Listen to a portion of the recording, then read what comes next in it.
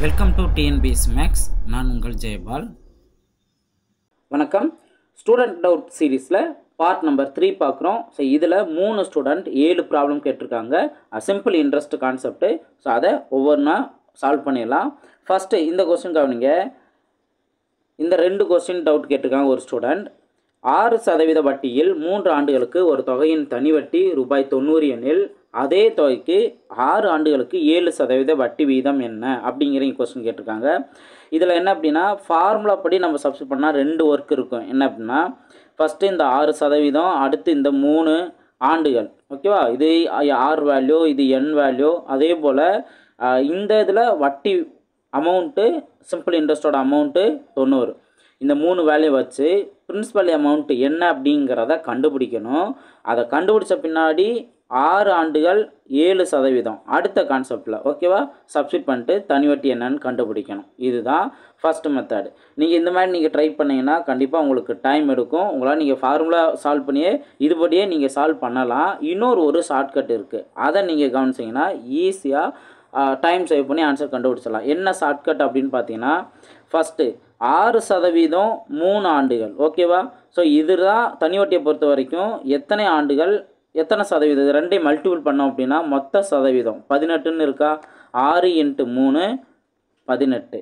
இந்த 18% அமௌண்ட்டு தான் இந்த ₹90. ஓகேவா? ஸோ அவங்க எவ்வளோ வட்டி கிடச்சதோ அதுதான் இந்த மொத்த சதவீதம்.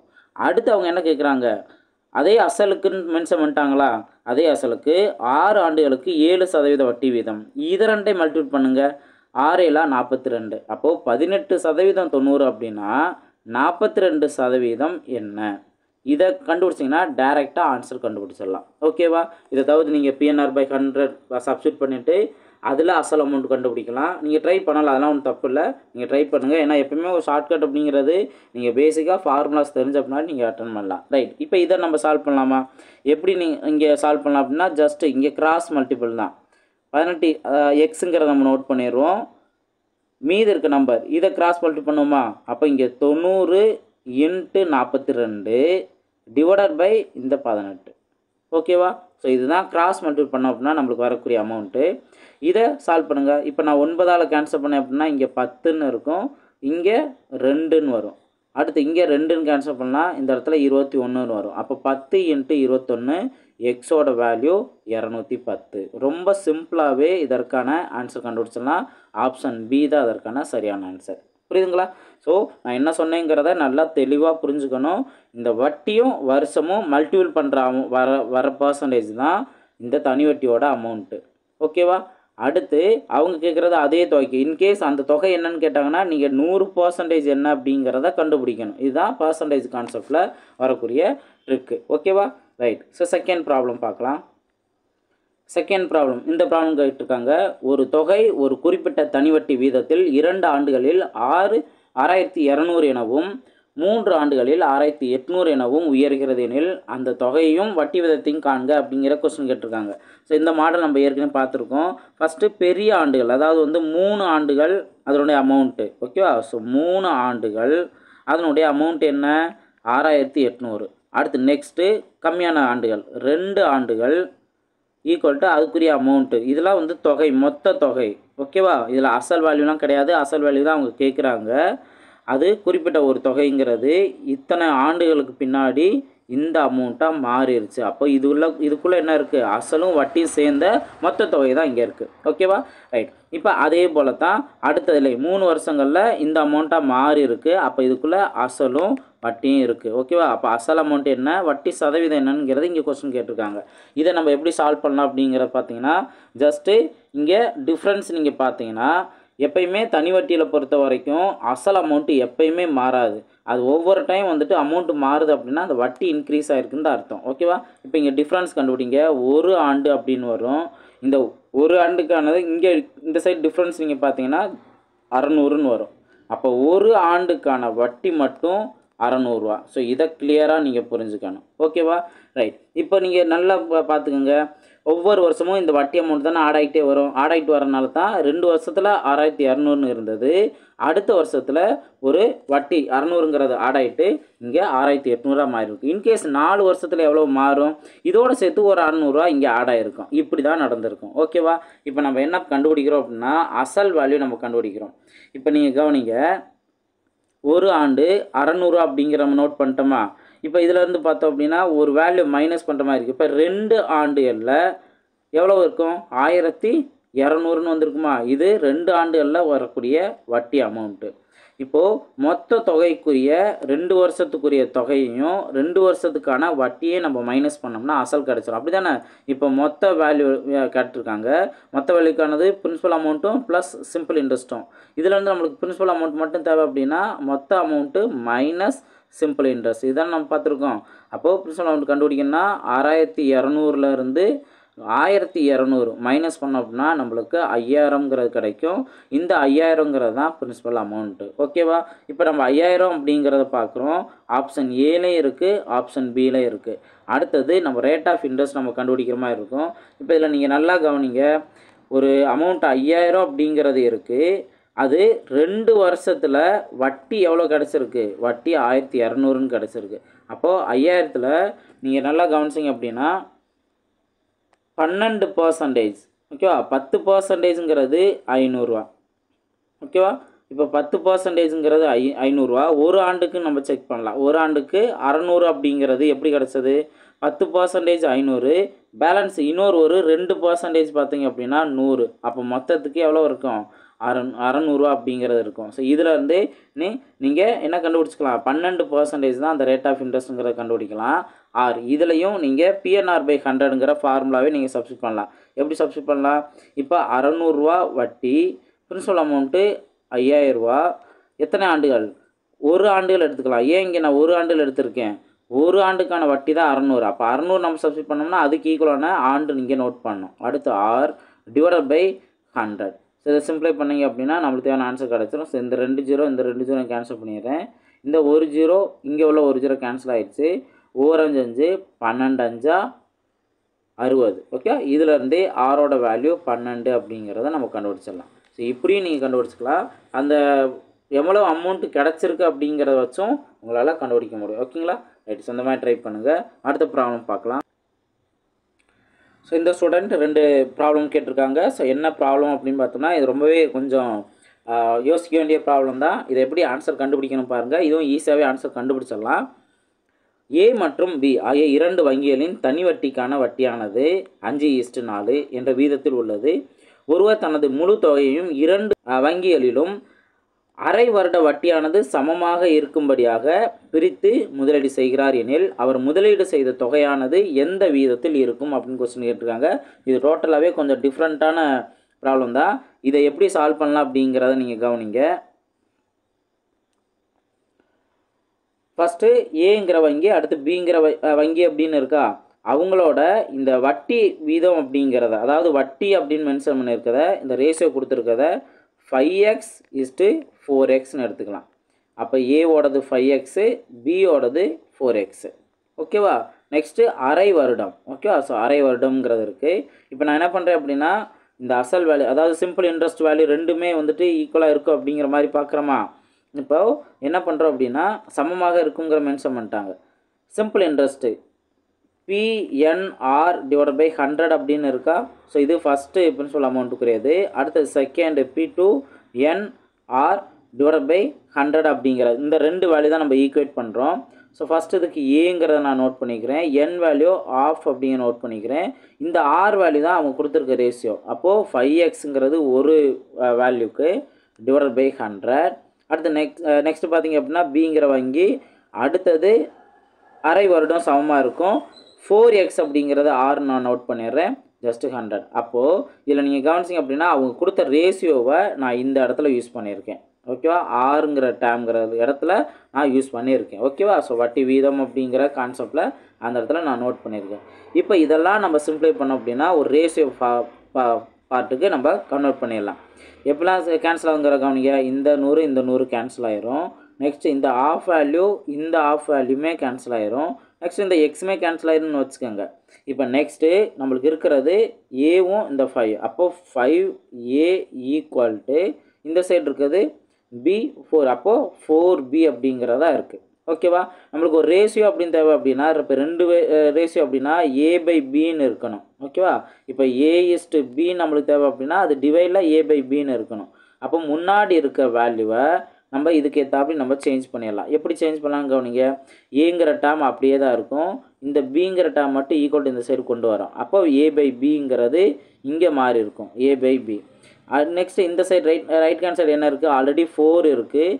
இந்த 5 வேல்யூ என்ன ஆகும்? இந்த சைடு போகும்போது டிவைடாக மாறும். அப்போது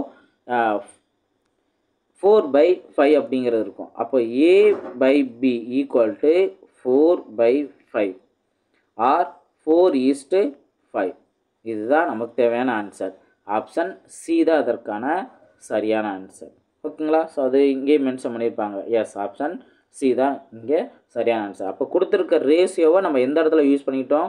நம்ம இந்த ஆறுங்கிற இடத்துல யூஸ் பண்ணிக்கிட்டோம். ஸோ அதுவே நம்மளுக்கு ரொம்ப ஈஸியாகவே ஆன்சர் கண்டுபிடிச்சிடலாம். ஸோ இந்த மாதிரி ட்ரை பண்ணுங்கள். அடுத்த ப்ராப்ளம் பார்க்கலாம். அடுத்து இந்த கொஸ்டின் கேட்டிருக்காங்க. ஆண்டிற்கு 10% தனிவட்டி வீதத்தில் ஏ என்பவர் பி என்பவருக்கு ரூபாய் 3500 கடனாக அளித்தார். அதே தொகையை பி என்பவர் 11.5% தனிவட்டி வீதத்தில் சி என்பவருக்கு கடனாக அளிக்கிறார் எனில் 3 ஆண்டுகளில் பி அடையும் லாபம் என்ன அப்படிங்கிற இங்கே கொஸ்டின் கேட்டிருக்காங்க. ரொம்ப ஈஸியானதான், ஒரு ஈஸியான ஷார்ட்கட் மூலியம் நம்ம எப்படி ஃபஸ்ட்டு ப்ராப்ளம் பார்த்தோம் அதே போலயே இங்கேயும் ஒரு ஷார்ட்கட் மூலியமாகவே ஆன்சர் கண்டுபிடிச்சலாம். இங்கே என்ன நீங்கள் கவனிக்கணும் அப்படின்னா, ஃபஸ்ட்டு ஏங்கிற ஒரு எவ்வளோ வட்டிக்கு கொடுத்தாரு? 10% வட்டிக்கு. ஓகேவா? அப்போது 3500ங்கிற அசல் அமௌண்ட்டை 10% வட்டிக்கு இங்கே கொடுத்தாரு 3 ஆண்டுகளில்.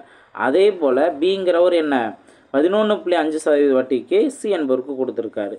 இப்போ நீங்கள் நல்லா கவனிங்க, லாபங்கிறதானே கேட்டிருக்காங்க. அப்போது 11.5%லேருந்து 10% நம்ம மைனஸ் பண்ணோம் அப்படின்னா அதுதான் நம்மளுக்கு கிடைக்கக்கூடிய லாபத்துக்கான பர்சன்டேஜ். இப்போ 1.5% இருக்கா? இப்போ இந்த 1.5ங்கிறது லாப சதவீதம் கிடையாது, இது ஒரு வருஷத்துக்கானது. ஆனால் இங்கே இன்னும் எத்தனை வருஷம் கொடுத்துருக்காங்க? 3 வருஷங்கிறது கொடுத்துருக்காங்க. அப்போ ஒரு வருஷத்துக்கு 1.5% லாபம் அடைஞ்சார் அப்படின்னா 3 வருஷத்துக்கு 4.5%. இதுதான் அவர் அடையக்கூடிய லாபம். இதை நீங்கள் ஃபஸ்ட்டு கிளியராக புரிஞ்சுக்கலாம். இதுதான் ரொம்ப முக்கியமான பாயிண்ட்டு. நீங்கள் PNR/100ல் சப்ஸ்டிட் பண்ணாலும் நான் சொன்ன மாதிரி 2 வேலை இருக்கும். ஃபஸ்ட்டு ஒரு பார்ட்டுக்கு நீங்கள் என்ன பண்ணணும்? இந்த 10% 3 வருஷத்துக்கு எவ்வளவு? 3500 அசல் அமௌண்ட்டாக இருந்துச்சு அப்படின்னா எவ்வளவு இங்கே வட்டி அவருக்கு கிடைக்கும்? இதை நீங்கள் பார்க்கணும். அதுக்கு அடுத்தது 2வது கான்செப்டில் அந்த அசல் அமௌண்ட்டு எல்லாத்தையும் வேல்யூ சப்ஸ்டிட் பண்ணிட்டு ஆன்சர் கண்டுபிடிக்கணும். அதே இது இந்த மாதிரி டிஃப்ரென்ஸ் நீங்கள் பார்த்துட்டிங்கன்னா இதுதான் அவர் அடையக்கூடிய லாபத்துக்கான சதவீதம் தெரிஞ்சுன்னா டைரெக்டாக 3500ல் இந்த 4.5% என்ன அப்படிங்கிற கண்டுபிடிச்சா போதும். எப்படி கண்டுபிடிக்கலாம்? ரொம்ப சிம்பிளானது நான் சொல்கிறேன். 5%லேருந்து 0.5 இந்த சதவீதத்தை மைனஸ் பண்ணோம்னா நம்மளுக்கு 4.5 இந்த சதவீதம் கிடச்சிரும். இப்போ 5% கண்டுபிடிக்கிறது ஈஸி தான். என்ன அப்படின்னா 10%ங்கிற போது ஒரு 0 மட்டும் கேன்சல் பண்ணிங்க அப்படின்னா உங்களுக்கு 10%. அப்போ 350 தானே 10%. இந்த 10ல் பாதி தான் 5%. அப்போ 350ல் பாதி 175. ஓகேவா? 175. அடுத்து நெக்ஸ்ட்டு இப்போது இதிலேருந்து 1% என்னன்னு கண்டுபிடிச்சிட்டோம் அப்படின்னா அதில் பாதி தான் 1% பாதி தானே 0.5. அப்போது இதில் 35ல் பாதி 17.5. அப்போ இங்கே 17.5 அப்படிங்கிறத இதை ரெண்டையும் நம்ம மைனஸ் பண்ணிட்டோம் அப்படின்னா நமக்கு தேவையான ஆன்சர் கிடச்சிடும். ஸோ இங்கே 0 இருக்குன்னு அர்த்தம். இப்போ இங்கே 0ல் 5 போணுச்சா, அப்போ 10ல் 5 போணுச்சுன்னா 5, பேலன்ஸ் இங்கே 4ன்னு இருக்குது. இந்த இடத்துல 1 ஆட் பண்ணால் 14. 14ல் 7 போணுச்சு அப்படின்னா பேலன்ஸ் 2 இருக்கும். இந்த பாயிண்ட் இங்கே நம்ம நோட் பண்ணணும். ஓகேவா? ரைட். இங்கே 6 தான் இருக்குது. 6ல் 1 போணுச்சு அப்படின்னா பேலன்ஸ் 5 1. அப்போது 157.5 அப்படிங்கிறதான் நமக்கு தேவையான ஆன்சர். 157.5 option D. ஓகேவா? 157 இங்கே மென்ஷன் பண்ணியிருக்காங்களா? 157.5. ஸோ இந்த மாதிரி நீங்கள் ஈஸியாக இதற்கான ஆன்சரை கண்டுபிடிச்சிடலாம். ஓகேங்களா? அடுத்த ப்ராப்ளம் பார்க்கலாம். ஸோ இந்த ஸ்டூடெண்ட் கேட்டிருக்க டவுட்டில் பார்த்தீங்கன்னா ஏற்கனவே நம்ம கிளியர் பண்ண 2 கொஸ்டின் இருக்குது. இப்போ 27வது கொஸ்டின் பாருங்கள். 6% வட்டியில் 3 ஆண்டுகளுக்கு ஒரு தொகையின் தனிவட்டி ரூபாய் 90 எனில் அதே தொகைக்கு 6 ஆண்டுகளுக்கு 7% வட்டி வீதம் எனில் தனி வட்டி எவ்வளோங்கிறத கேட்டிருக்காங்க. இதே நம்ம பார்த்துருந்தா தான் ஃபஸ்ட்டு ப்ராப்ளம் பார்த்துருந்தா தான். ஸோ இது ரெண்டையும் நம்ம மல்டிபிள் பண்ணுறோம். 6% 3 இது ரெண்டையும் மல்டிபிள் பண்ணுற 18% தான் இந்த 90 ரூபா. அப்படின்னா 6 × 7 6 7 42 என்ன இதை பார்த்துருந்தோம். ஆன்சர் என்ன கிடச்சது? 210 கிடச்சது. ஓகேவா?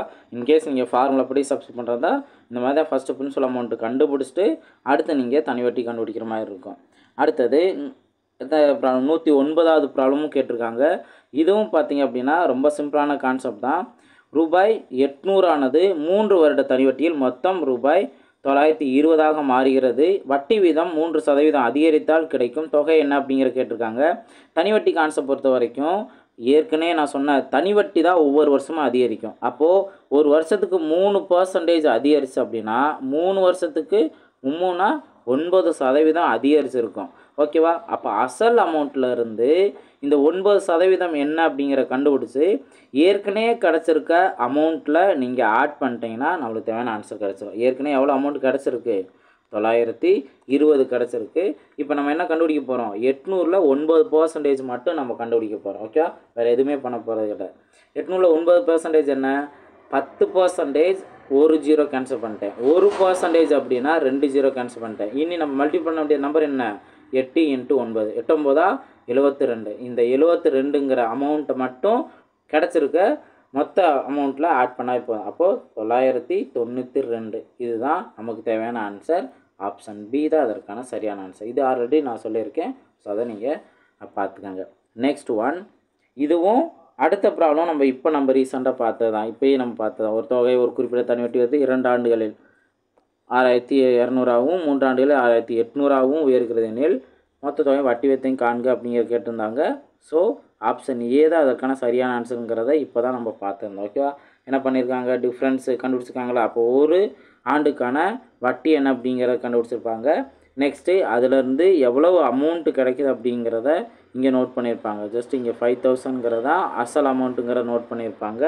அண்ட் தென் அதே PNR/100ங்கிற ஃபார்முலா சப்ஸ்டிட் பண்ணி 12ங்க கண்டுபிடிச்சிருப்பாங்க. ஓகேவா? ஸோ இது ஆல்ரெடி நம்ம பார்த்துருந்ததா. ஸோ நல்லா ஒர்க் அவுட் பண்ணுங்கள்.